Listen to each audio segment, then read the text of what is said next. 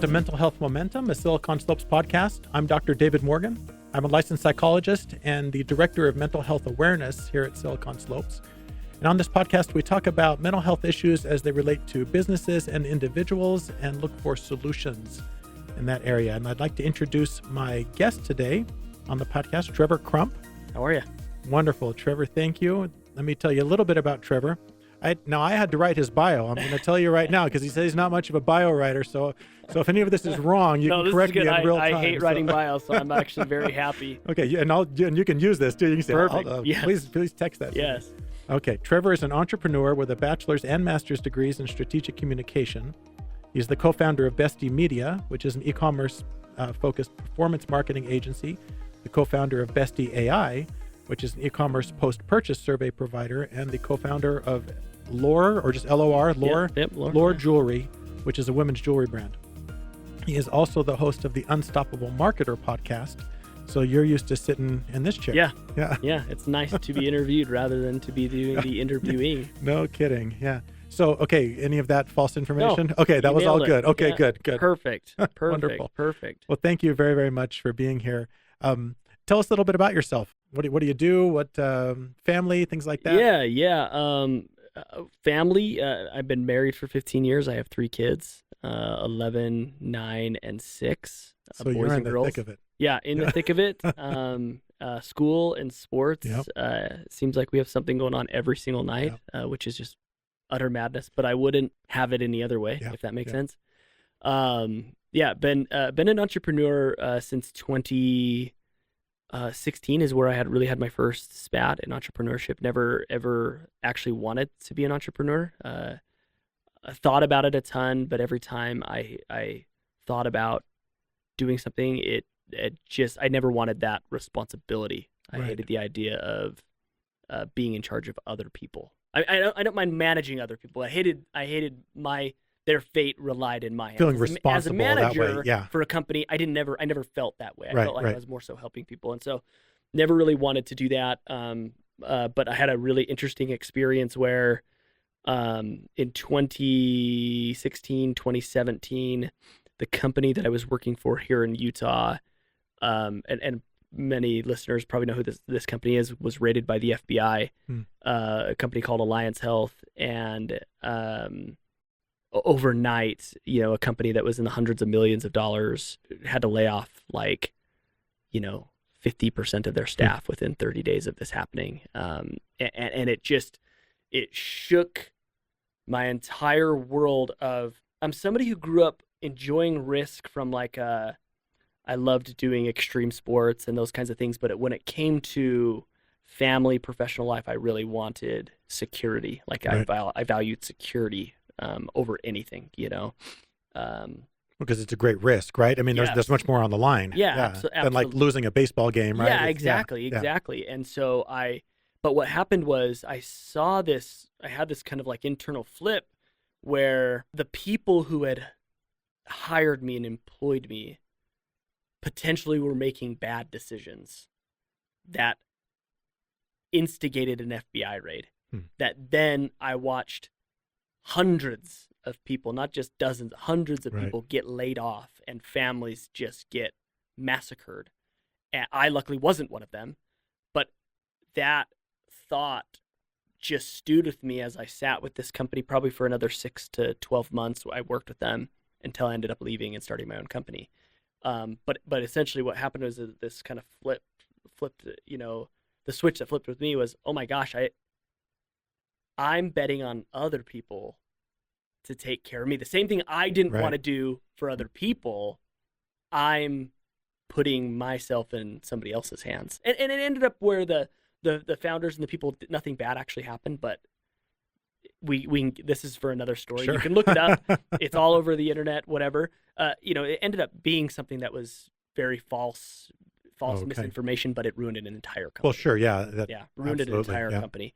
Ruined a lot of people's lives, a lot of friendships, lost a ton of money for a lot of people. And that was what made me say, you know what, if I'm going to bet on somebody, I'm not going to bet on the guy who I don't get to talk to every single day or the girl who's employing me that I don't get to talk to every day. I'm going to bet on myself. And so that's kind of what led me into my entrepreneurial journey over the last I don't know, 7 years now. That's such an interesting flip as well, because originally when you didn't want to do entrepreneurship, the reason was because you didn't want to be responsible for kind of the lives of these people. And then you found yourself in a situation where you saw significant impact to those founders, right? Yeah. And you'd think that would be something that would just scare you away entirely, right? Sure. And you would just For say, sure. okay, that's the last thing I want to do. I'm just going to go to get employed at another company that hasn't been raided by the FBI. Yeah. But it put you in the complete opposite direction, which just it's just fascinating to me. I mean, I've never thought about it, to be honest with you, until I never thought about the other way that I would have looked at it. Right. Which would have seemed actually maybe like the more potentially logical way. Right. But I never thought of that. But it got you in a great place. Yeah. Yeah, I think so. I hope sure. so. Yeah. So far, so good, right? So far, yeah, we'll see. No calls from the FBI or anything? Not yet. Crossing my fingers on that one. Oh, no, and I know what you're saying. Before I moved to Utah, I did forensic psychology work in Washington, and so I worked a lot with the criminal justice system. And heaven help anyone who is investigated, even if you're not guilty. No, it is horrible. I mean, there's so much stuff that happens, and so I always talked with clients about staying, so far above reproach if possible, and sometimes you can't. Sometimes things just happen. For sure. But sometimes people would like to play it close to the line. I was like, that's a bad idea. Yeah. Stay. High risk, high reward. Yeah, no kidding. Kidding. Talk about the different companies that you run. So because those are, a jewelry company and then social media. So those are two way different things, at least to my understanding. It may seem that way, but I'll explain. Yeah. Okay. So I started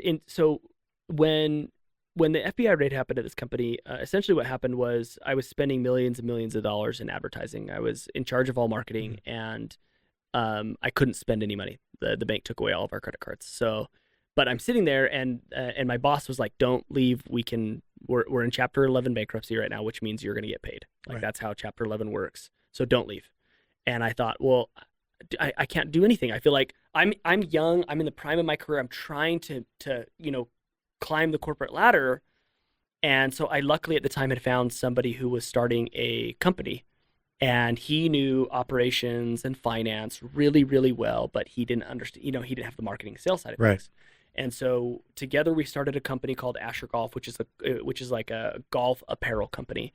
When we started it, it was all golf gloves. It was strictly golf gloves. And we were like we wanted to be the Stance of golf gloves. So if anyone's listening and you golf, it's always been a white golf glove, just very plain, very boring. Stance got their start with like, hey, men wear khaki and black dress socks. It's very dull. It's very boring. And so they started creating these patterns and created a movement now that like very rarely do you see just tan and black socks. Right. And we thought, hey, what if we're that for the golf glove world? And we grew it and scaled it very, very quick. And so my boss pretty much gave me permission, while you're hired here, you can start this company. So I kind of have this like insurance policy of like, hey, I'm getting paid here, but I'm doing the entrepreneurial thing without a lot of the risk, just a lot of time, And so that's what introduced me into the e-commerce space. And I fell in love with e-commerce, creating products, selling products, and finding your target demographic to buy those products. And so we started Asher Golf, and then as time went on, we started to consult. People were very curious about what I was doing, how we were scaling that.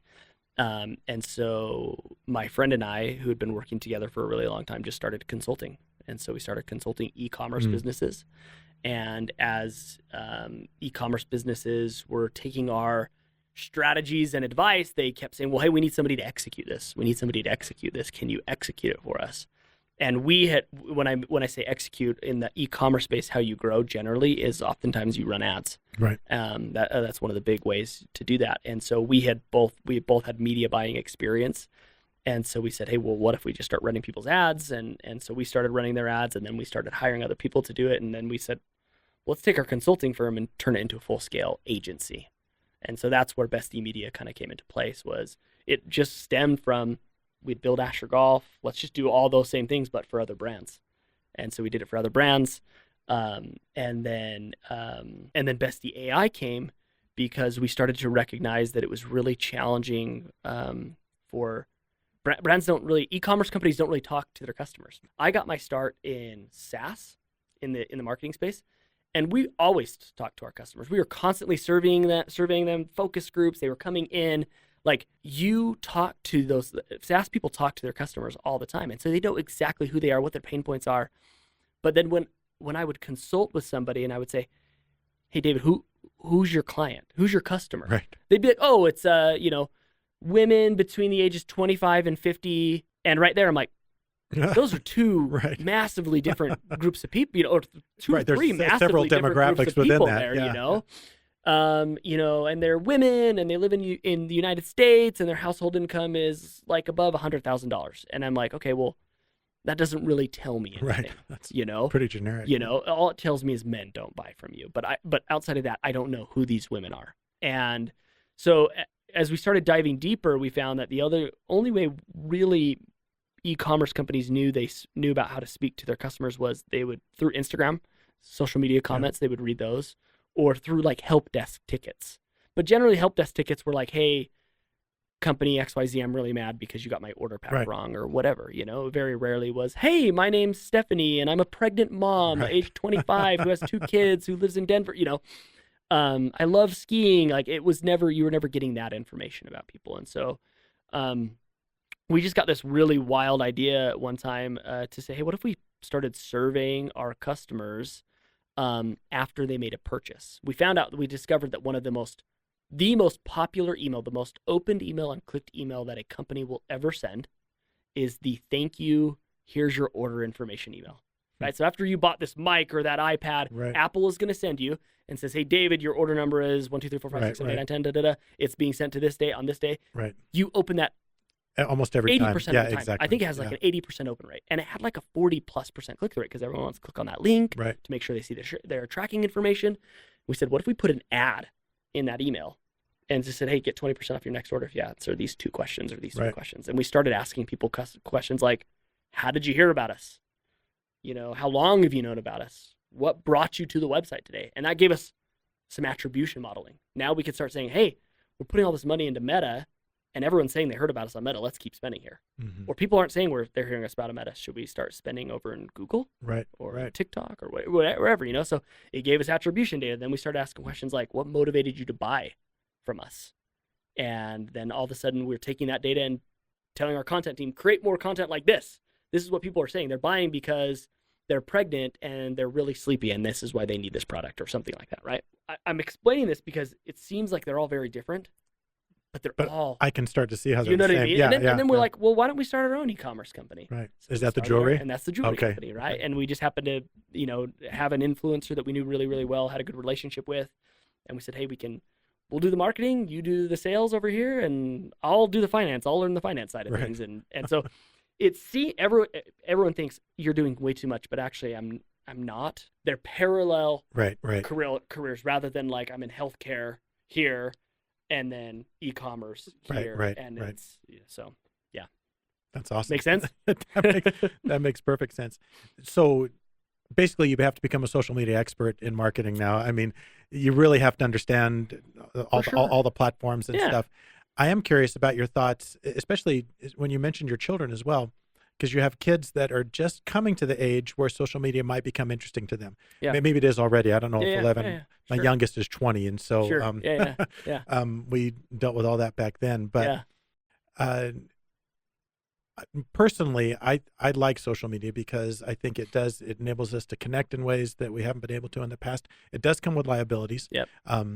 I think I've mentioned this before to someone else, but it makes me think of Jurassic Park, the original Jurassic Park, and you got Malcolm the skeptic, Jeff Goldblum, right? Yeah. And he's talking to the creator, and he says, "You were so excited about what you could do that you didn't think about what you should do."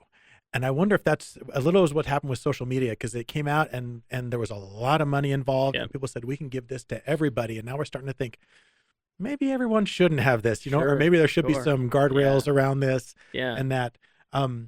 What's been just your experience, or do you have any thoughts on that, like the mental health impact of social media, positive or negative? When we were messaging back and forth, I have really, really strong opinions about mental health and social media. I think personally, I mean, I have a love-hate relationship with social media, right?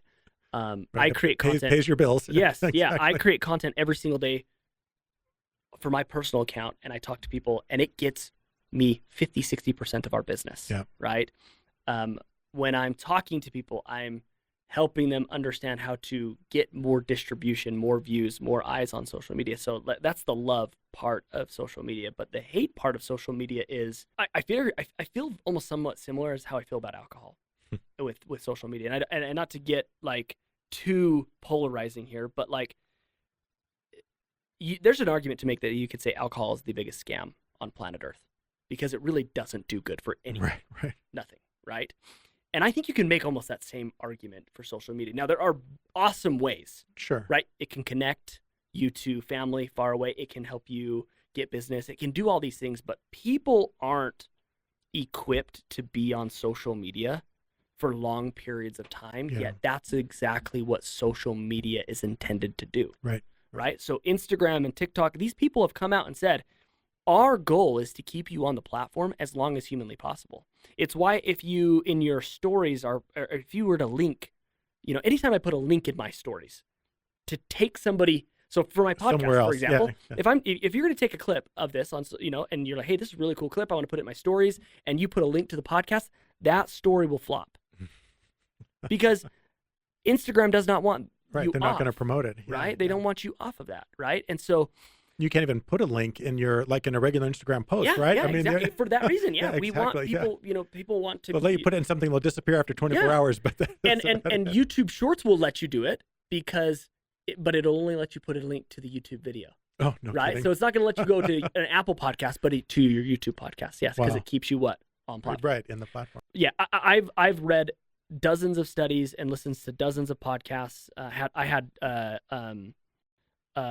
Nate Randall from Gab on our podcast, and he talked about the mental health impact, especially for kids under the age of 18. And I think that kids under the age of 18, I know I sound like I'm going to sound like so stingy. Like get off my lawn, yes, that sort of thing. Exactly. And but I don't think that kids under 18 should touch social media. We're just not I barely am equipped for it. Yeah.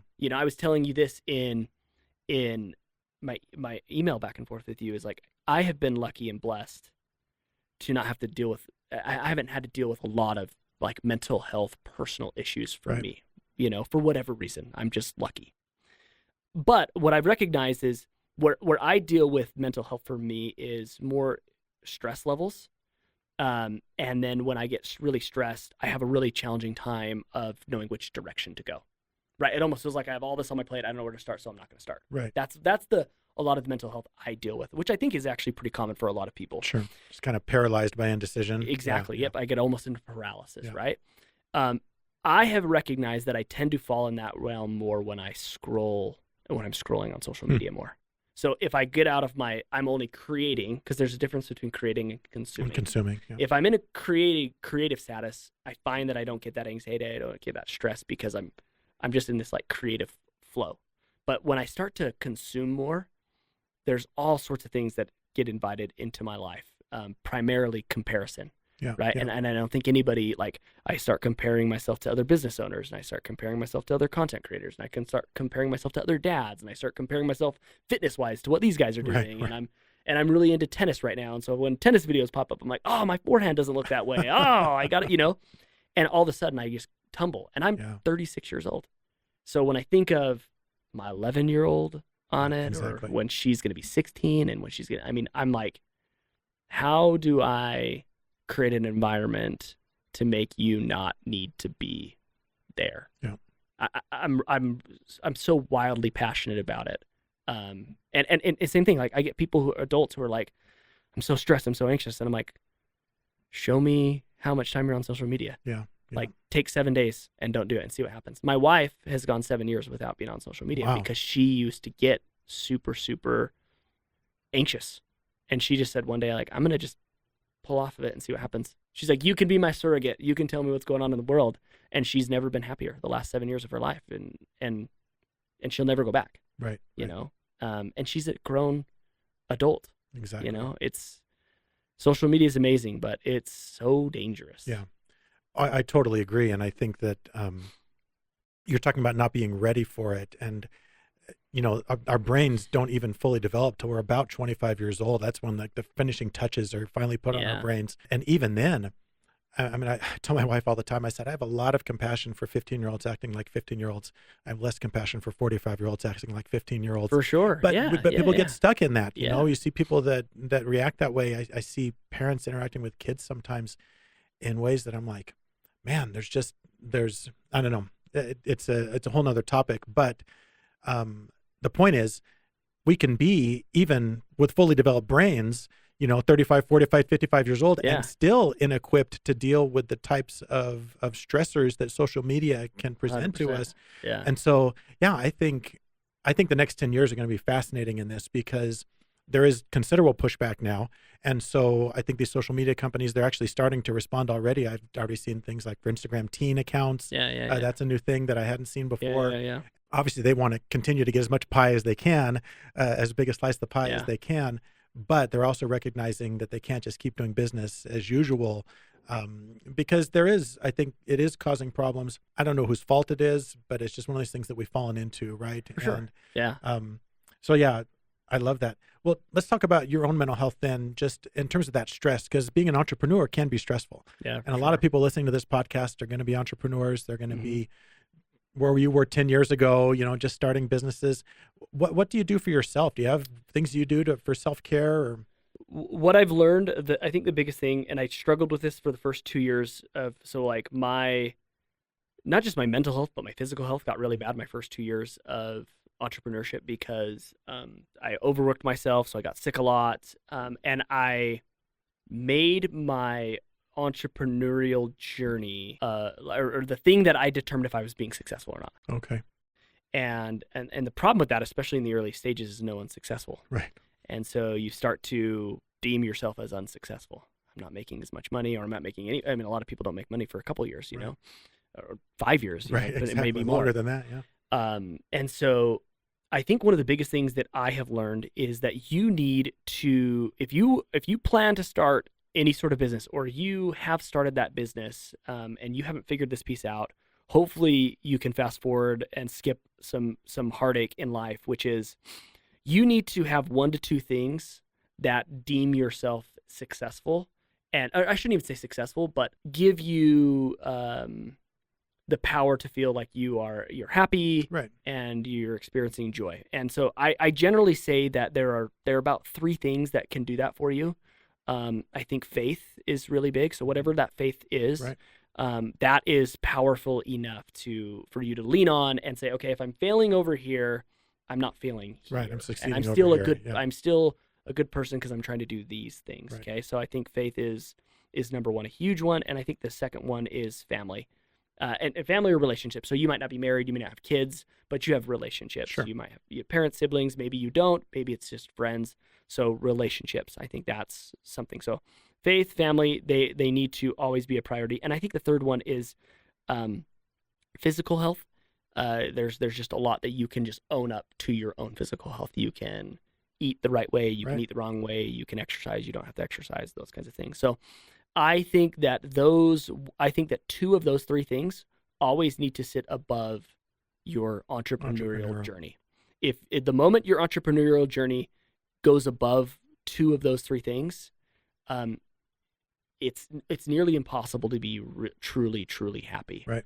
You can make a ton of money and you can be really successful, but what happens is those things that are really, really important actually end up making you more happy than anything. Yeah. And you think that this is the thing that's going to help you out the most in life, but you let those other things fall behind the wayside, and it might bring you temporal happiness, but it doesn't bring you overall joy. Right.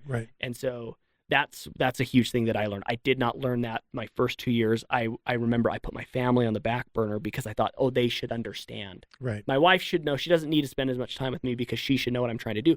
I'm doing it for them, right? Yeah, exactly. That is the most dangerous excuse. Right. Those words are the most dangerous words an entrepreneur can utter to their family or about their family. Right. I'm doing it for them, because you can make a lot of excuses and justifications under that pretense, which might be true, but I mean, I was spending 8 days in Florida golfing in the name of my family. Right. I did that a lot, and a lot of our money, and so you can make up a lot. Well, as you were talking about that, I kept thinking of diversification. It's like you're diversifying your success portfolio, right? You're saying I'm gonna view my success in many different terms. Yeah. And so that way, if in one area I'm not being quite as successful, maybe in other areas I am, right? Instead of putting it all into one thing. Totally. I remember years ago, man, I was probably 16 or so, and my grandpa had retired maybe 5 years before that, and he did really, really well in business. They lived in Bakersfield, California, and they and now they could kind of do whatever they wanted to, he and grandma. Mm-hmm. And so I remember being interested in where they were traveling, where they Yeah. were going, and they were going to places like Boise and like the Midwest and stuff. And I was like, What in the what world? the heck, Yeah. But it's where their kids were. Yeah. And they were going to Yeah. visit their kids and their grandkids. Yeah. And that's, and they did some fun other things as Sure. well, more Yeah. exotic things than that. But most of the time they went to visit family. And I remember thinking, here's a guy who's lived probably, 2/3 of his life. Actually lived to be 103. So maybe he was only about halfway there by then. And this is what's most important to him. And so I remember thinking, what needs to be most important to me now? Right. If that's the conclusion I'm going to reach in 40 years, then why can't I reach that conclusion now? Why can't I say these things, like you said, that bring lasting joy? Yeah. Why can't they be important? And other things can be done in service of that. But like you were saying, that kind of that big lie that I'm doing this for you, it really does come down to effort and time. And if you're golfing 8 days a week and not having any contact with your family, you're not doing that for them. I mean, their needs. I mean, you have to do something for them as well. And there's always balance. There's going to be shifts and stuff like that. Just like any sort of financial portfolio, you're going to move it around a little bit. And sometimes there's more money in cash than there is in other things. And And there's one-off times. Don't get me wrong. Right? I was just in Argentina for 7 days, you know, and completely away from my family. So I'm not saying that you can't travel and you can't do those things, but you just have to be careful with those words in the name of family. Yeah. You be intentional about it. I think that's one of the other things you're describing is you chart your own course, but you do it intentionally. You say, this is what my plan is going to be. Don't just let it happen to you. When you're starting that business, it feels like the business is in charge of everything, right? And dollars are the bottom line, and everything, you're just being torn around by whatever's happening, instead of saying, no, I'm going to take this time for this right now, and then I'm going to do this time for this other thing right now.